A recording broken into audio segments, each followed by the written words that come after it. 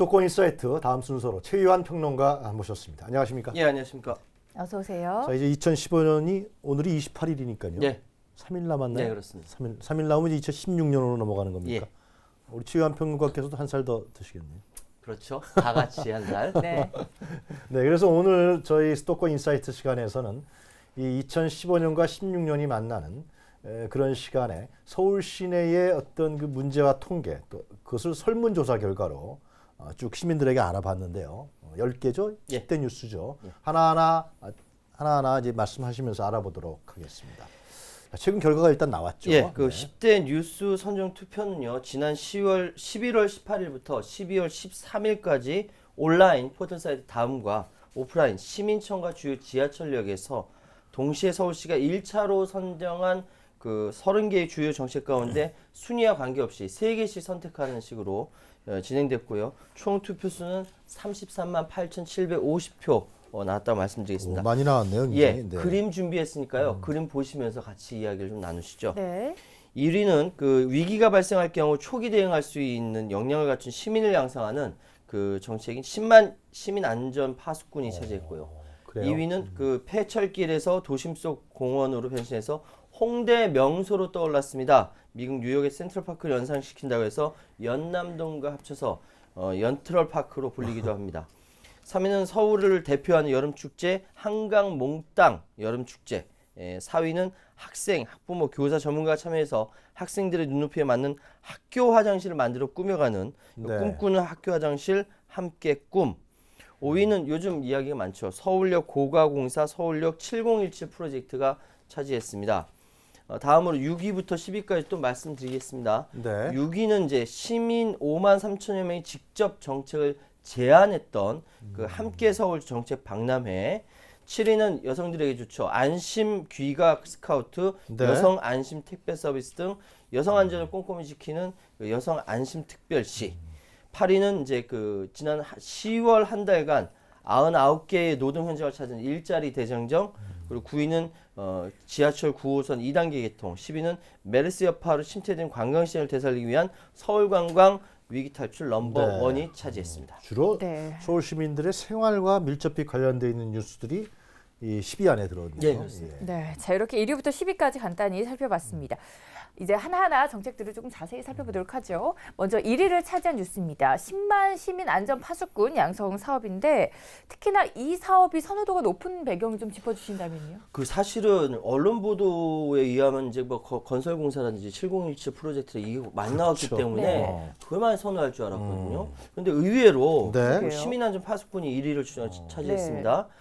그러니까 이 올 상반기에 그 도입된 시민안전 파수꾼은 심폐소생술이라든지 피난 유도법 등 비상 상황 시 초기 대응 능력을 갖춰서 자신을 지키고 타인을 돕는 이런 상황이거든요. 네. 그러니까 올해도 이렇게 메르스 사태라든지 재난이 잇따르자 시민들이 스스로 이렇게 그 안전 욕구를 이렇게 그 확보하려는 것이 강해지면서 네. 이 반영된 거다 이렇게 결과로 분석이 그렇겠네요. 됩니다. 예, 그러니까 시민들은 이 안전이 가장 중요하다 이렇게 생각하는 것 같고요. 예 그렇습니다. 뭔가 좀 안전이 확실하지 않다 또 그렇게 또 느끼는 거 아니겠어요? 네. 네, 그런 걸 우리가 엿볼 수 있는 것 같은데요.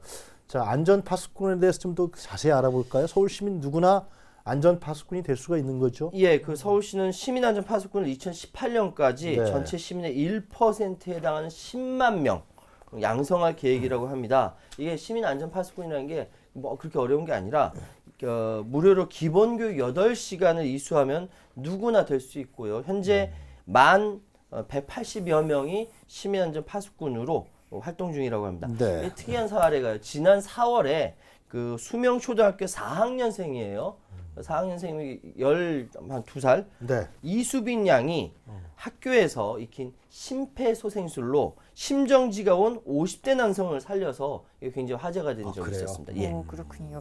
일단은 안전이 가장 큰 화두였고요. 예. 2위를 좀 살펴보도록 하겠습니다. 이 시민 안전 파수꾼에 이은 서울시 10대 뉴스 2위는 바로 경의선 숲길입니다. 예. 공원으로 만들어진 곳 중에 특히나 이곳이 가장 인기를 끌었던 이유는 어디에 있을까요? 그러니까 이제 안전이 확보되면 그다음 삭막한 도시에서 쉼터가 필요한데 쉼터가 없는 상황에서 만들어지니까 굉장히 좋아한 거죠. 네. 더구나 여기가 폐철길이거든요. 폐철길을 이제 공원으로 만든 거죠. 이게 미국의 뉴욕 센트럴 파크와 연남동에서 연트럴 파크. 맞아요. 예. 그런 말 많이 예, 하더라고요. 그렇습니다. 그 네. 경의선 철도가 지하로 내려가고 예. 그 위에다가 이제 쭉 공원을 그렇습니다. 만든 예. 거죠. 홍대 인근의 새로운 명소로 떠오른 경의선 숲길이 선정되는데 네. 모 신문사에서는 이렇게 말을 했더라고요. 네. 공무원들이 가끔 멋진 일도 한다. 어. 예, 그렇습니다. 용산에서 시작해 마포와 신천까지 이어진 길 중 특히 인기 구간이 바로 말씀드렸던 연트럴 파크 이 구간인데 네. 여기 공원 양옆으로 늘어선 그 밥집이나 술집이 젊은이들에게 굉장히 인기가 좋다고 합니다. 굉장히 그 특이한 이름들이 많거든요. 아, 그래요? 네. 프랑스 포차, 연남 브루스, 술퍼마켓, 스티브 잡술. 네. 톡톡 튀는 간판에 재밌네요. 예 네. 살짝 그 모자란 맛이라고 하는데 한번 가봤거든요. 네. 맛있어요. 예. 어. 프랜차이즈에 점령당한 홍대 앞보다 운치가 좋다 이런 얘기가 많습니다. 그렇군요. 그래요? 예. 그 동네에 사는 분들은 참 좋겠어요. 예. 그 동네가 이제 마포구 분들 아니에요? 그렇죠. 어. 예. 연남동 쪽. 마포구청장이 큰일 했네요. 자, 그렇게 큰 호응 덕분인가요? 공원 내 조형물에 또 시민들 공모가 진행되고 있다는데 조형물 여러 개를 설치할 예정인가 보죠? 예, 그렇습니다. 길이도 길어진다고 하는데요. 네. 성공적인 이런 상황에 대해서 성공적인 도시재생 프로젝트다 이렇게 평가받고 있고요. 이게 이제 현재 1.2km인데 2017년께 상암동까지 이렇게 연결이 된다고 합니다. 그래요? 오. 예, 그림 하나 보여주시면요. 예. 홍제천으로 이게 단절된 이 그 구간에 보행교를 설치해서 마포구에서 조성하고 있는 2.2km 길이의 경의선 선영의 숲과 같이 이렇게 연결한다는 구상이거든요. 그림 보시다시피요. 그럼 홍제천이 연결되면은 이 은평구 분들도 같이 오시죠? 그렇죠. 같이 연결이 되는 좋네요, 거죠. 아주. 예. 상암동에서부터 홍대까지 총 3.4km에 이른 숲길이 조성되면 네. 이 명소인 연트럴파크 접근성이 좋아져서 오히려 이 일대의 상권은 더 활성화될 걸로 전망이 됩니다. 물론 이럴 때마다 생각나는 게 예, 그 또 집값 그 이쪽에 그 상가가 또 오르면은 거기서 가게 하시는 분도 어려워질 텐데 그러지 않았으면 좋겠어요. 젠트리피케이션 말씀하신 예. 거네요. 그건 좀 지금 초기 단계부터 좀 막을 수 있는 방안을 마련했으면 좋겠어요. 예, 그렇습니다. 가자역 인근 홍제천 아래쪽까지 이렇게 조성이 된다고 하고요. 상암동부터 가자역까지 구간은 마포구에서 12와 9B 등을 투입해서 경의선 선영의 숲으로 조성하고 있는데 네. 이 두 길을 잇는다라는 것이죠. 그렇군요. 뭐 상권도 활성화가 되고요. 시민들의 입장에서는 팍팍한 도심 생활 속에서 조금 즐길 수 있는 곳을 찾을 수 있다고 하니까 인기를 끌지 않았을까라는 생각이 드는데요. 이 시민 안전 파수꾼 그리고 경의선 숲길에 이어서 3위죠. 한강 몽땅 여름 축제가 호응을 얻었습니다. 지난 여름에 저희가 방송에서도 굉장히 네. 많이 전해드렸는데 굉장히 인기가 대단했죠. 그렇습니다. 몽땅이라는 게 뭐 모두 다 그렇죠. 예. 버라이어티하다 그런 의미인가 보죠. 제가 아주 어렸을 때 네. 아직 그 한강 둔치가 개발되기 전에 한강을 기억을 하거든요. 이 그 갈대숲으로만 돼 있었던 그걸 기억을 하는데 네. 지금은 이제 완전히 잘 조성돼 있는 이 한강 둔치에 뭐랄까 가족 단위로 많이 오기 때문에 지금 여름 축제 때 1,000만 명을 돌파했다고 합니다. 그렇습니까? 방문했던 사람이요. 그러니까 지난 11월 16일부터 22일까지 서울시청 1층 로비에서 네. 한강 몽땅 사진 공모제 지난 여름에 있었던 거를 사진 찍어서 사진 잘 나온 걸 수상작을 뽑았었는데 제가 이걸 서울시청 가서 한번 봤어요. 굉장히 예쁜 사진들이 많았습니다. 총 313편의 접수작 작품 중 전문가의 심사를 거쳐서 대상 1편, 최우수상 2편, 우수상 5편 등 한 10여 편, 18편의 작품이 선정됐습니다. 그러니까 한강 거리공연 페스티벌을 찍은 오권열 씨의 노을이 있는 콘서트가 대상으로 선정이 됐고요. 네. 어쨌든 지금 한강 몽땅 여름 축제는 2013년 이후 매년 평균 900만 명이 찾는 서울시의 대표적인 여름 축제다 이렇게 말씀드릴 수 있습니다. 지금 전시회를 말씀해 주셨는데 여름 축제는 주로 이벤트 행사가 뭐 어떤 게 많이 열렸어요? 네, 여름 축제에서 그 지역의 그 밤에 저녁에 공연도 많이 하고요. 불꽃놀이도 예, 하고. 불꽃놀이도 하고 여러 가지 행사를 많이 했고요. 여름이니까 당연히 수영장에서 수영도 하고 정말 다양하게 많이 펼쳤습니다. 시민들이 하여튼 볼거리, 즐길 거리가 상당히 많았던 예, 그런 그렇습니다. 또 자발적 행사도 많았던 걸로 제가 기억해요. 그렇죠? 네. 자, 한강 몽땅 여름 축제에 이어서요. 4위는 이 학생과 학부모들 또 전문가들이 참여해서 학생들 눈높이에 맞는 학교 화장실을 만들어가는 프로젝트인 꾸미고 꿈꾸는 학교 화장실이 차지했습니다. 이 초등학교에 많이 보도가 됐었죠. 실제로 예, 예. 상당히. 예. 네. 그리고 학생들이 이쁜 그림도 아이들 내서 그리기도 하고 화장실에. 네. 그리고 5위는요. 서울역 7017 프로젝트. 서울역 고가 사업이죠. 이 서울역 고가 사업은 사실 논란이 좀 많았습니다만 시민들이 5위로 이것을 뽑았네요. 예, 그렇습니다. 사실 그 25일 날 크리스마스 날 네. 그 상판 철거 전에 고가를 개방해서 사람들이 마지막으로 한번 걸어 산책할 수 있도록 그래요? 37,000여 명이 참여했다고 합니다. 네. 낮 12시부터 3시까지 오후 개방 행사가 있었고요. 네. 사실 산업화 시대의 상징인 이 고가와 이것이 이제 2017년까지 도심 속 휴식 공간으로 재생시키겠다라는 것인데요.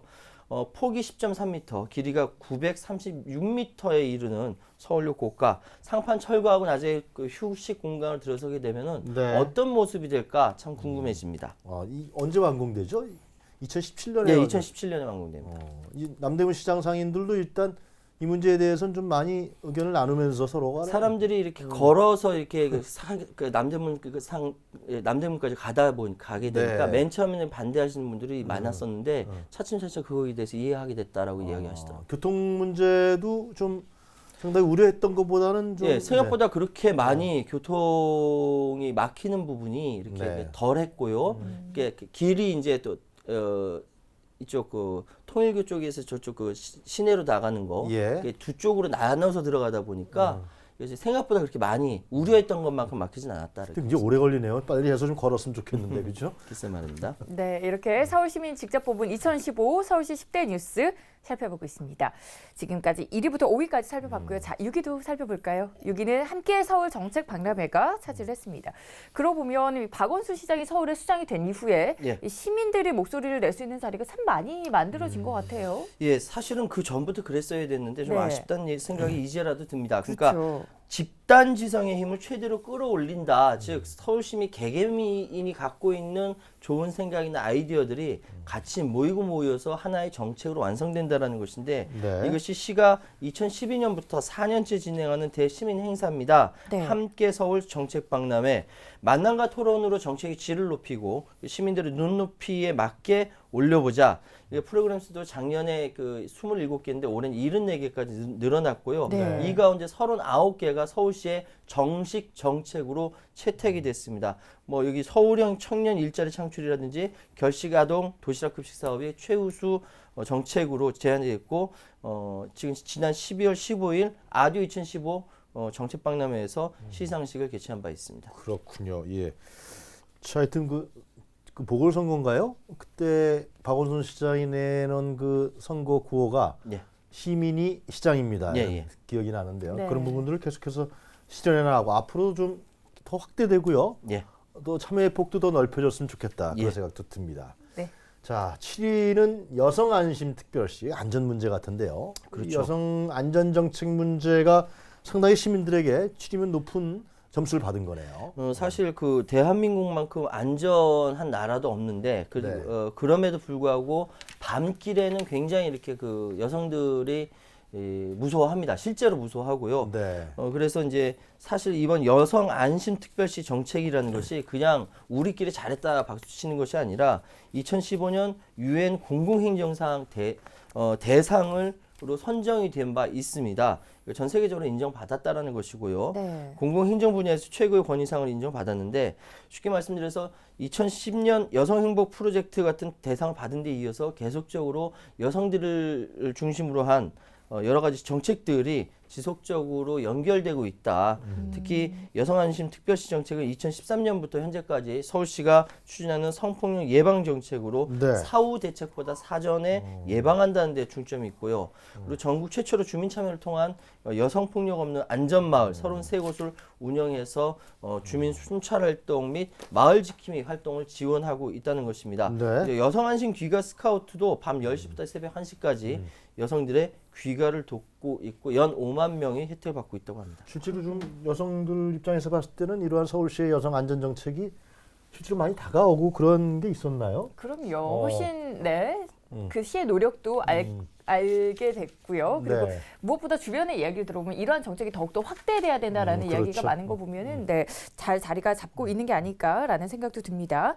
이어서 8위 살펴보도록 하겠습니다. 서울 일자리 대장정이 8위를 기록을 했습니다. 지난 10월 한 달간 진행이 된 사업인데 그 결과를 좀 살펴보도록 하죠. 예, 그 박원순 시장이 지난 10월 7일부터 31일까지 99개 일자리 현장을 돌면서 시민, 기업, 대학들과 함께 일자리 문제를 해법을 찾았습니다. 근데 이 부분이 그냥 예전에 그러니까 공무원들이 일자리 현장 가가지고 한번 훑어보고 오는 것이 아니라 실제로 공무원들이 거기 가서 그러니까 박원순 시장만 눈에 띄었지만 사실은 거기 각각의 여러 가지 일자리에 공무원들이 파견돼서 직접 일을 했습니다. 그래서 그래요? 그 상황에서 어려운 부분에 대해서 실제로 이렇게 몸소 체험을 한 것이죠.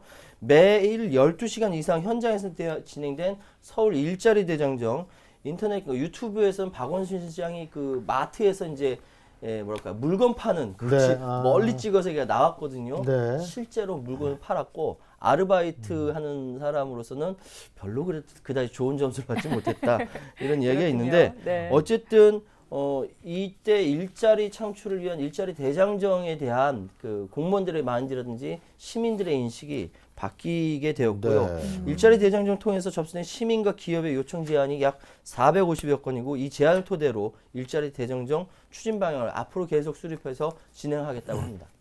하여튼 서울시란 지방 정부가 네. 일자리 문제에 대해서 특히 청년 일자리 아니겠습니까? 예. 많은 관심을 갖고 행사를 진행했다는 것에 깊은 의미가 있을 것 같은데요. 또 지난 봄입니다. 지하철 9호선 2단계 개통이 9위를 차지했습니다. 상당히 구간이 더 길어진 거죠? 예. 네. 근데 상당히 복잡했는데 그 문제는 해결됐는지 모르겠어요. 10위는 서울 관광 문제입니다.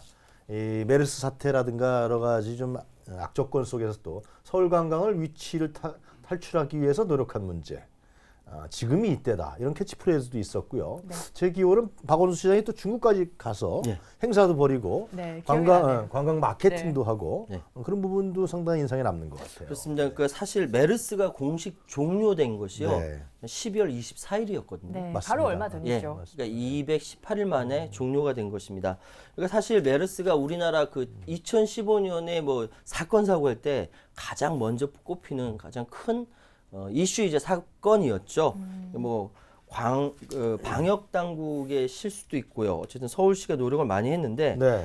그러다 보니까 쉽게 말씀드려서 요우커들 중국인 관광객들이 급격하게 감소하게 됐고요. 메르스가 잦아든 7월 이후에도 관광객이 늘지 않자 서울시에서 네. 관광 활성화 대책을 발표해서 여기에 굉장히 많은 자금을 집행을 했습니다. 특히 박원순 시장이 서울시를 홍보하기 위해서 베이징에 이제 갔는데, 그러니까 베이징에서 빨간 바지를 입었습니다. 네, 기억이 나네요. 그렇죠. 영상을 봤던 게. 예, 중국 네. 사람들이 빨간색을 굉장히 좋아한다고 좋아하죠. 했어요. 그렇습니까? 예, 빨간 바지를 이렇게 입고 갔어요. 네. 입고 가서 현지에 있는 한류스타 강타 씨라든지 같이 이렇게 행사 진행하고 춤추고 네, 막 춤도 춤도 추고 막 하면서 강타가 출연했던 거예요? 예, 네. 그렇습니다. 강타가 진행하는 프로그램에 박원순 시장이 출연한 거죠. 중국 사람들 좋아했겠네요. 예, 그렇습니다. 굉장히 많이 전 세계에서 많이 그걸 봤다라고 오. 하고요. 그래서 어쨌든 지금 상황에서는 이게 메르스로 확 줄어들었던 관광객 수가 네. 이후에 굉장히 상당히 많이 돌아섰다. 9월부터 회복세로 전환됐다라고 말씀드릴 수 있고요. 지금은 10월부터는 연말까지 이제 계속적으로 외래 관광객들이 증가하고 있는 상황이다라고 말씀드릴 수 좀 있습니다. 더 서울이라는 관광 도시에 업그레이드 시키기 위해서 예. 서울시가 어떤 정책이라든가 방향을 정립하면 좋다고 생각하십니까? 글쎄요. 그러니까 일단은 서울시가 갖고 있는 컨텐츠들이 굉장히 많이 있는데요. 맞습니다. 그것이 이 분산돼서 돼 있으니까 하나로 이렇게 이렇게 잘 이렇게 짜야 된다고 할까요? 네. 아무리 보물이라도 좀 더 종합적으로. 구슬이 이렇게 꿰어야 되는 것처럼 이게 잘 짜야 될 거라고 생각합니다. 네. 네, 자 이렇게 오늘 서울시민이 직접 뽑은 2015 서울시 10대 뉴스를 살펴봤습니다. 순위를 쭉 보다 보니까요, 서역 고가 공원화 사업이라든지 아니면 일자리 대장정 같이 이른바 시가 정말 공들인 정책이 조금 상위권에는 있지 않다라는 네. 점이 눈에 띄네요. 이게 왜 그러냐면은 서울시가 그러니까 시나 이렇게 직접적으로 시가 집행한 대규모 개발 사업 같은 경우 네. 청계천 사업이라든지 세빛둥둥 사업이라든지 이런 것들이 시민의 삶과 조금 유리가 돼 있다 보니까 네. 그것이 학습 효과가 된 걸로 생각이 되고요. 그래서 서울역 국가공원 하나 이렇게 그 대규모 개발 사업보다는 생활에 밀접한 그 이 프로그램이라든지 사업에 시민들이 더 점수를 쳐준 것이라는 생각이 들고, 그래서 행정은 구체적이고 실제적이어야 한다라는 것을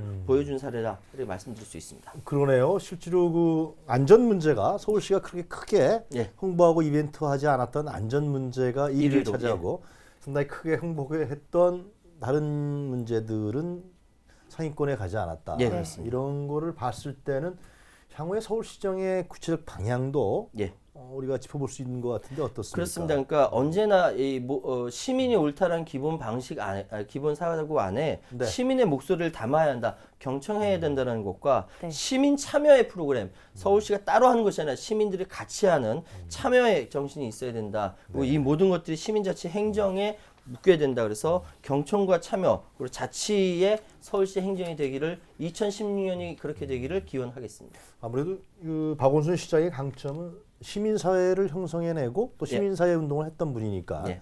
시민사회를 좀 더 성숙한 단계로 끌어올리는 것이 가장 중요한 방향이고 또 예. 업적이 되지 않을까 맞습니다. 뭐 그런 생각도 드네요. 네, 오늘은 최유원 시사평론가와 이야기 나눠봤습니다. 오늘 도움 말씀 고맙습니다. 네, 감사합니다.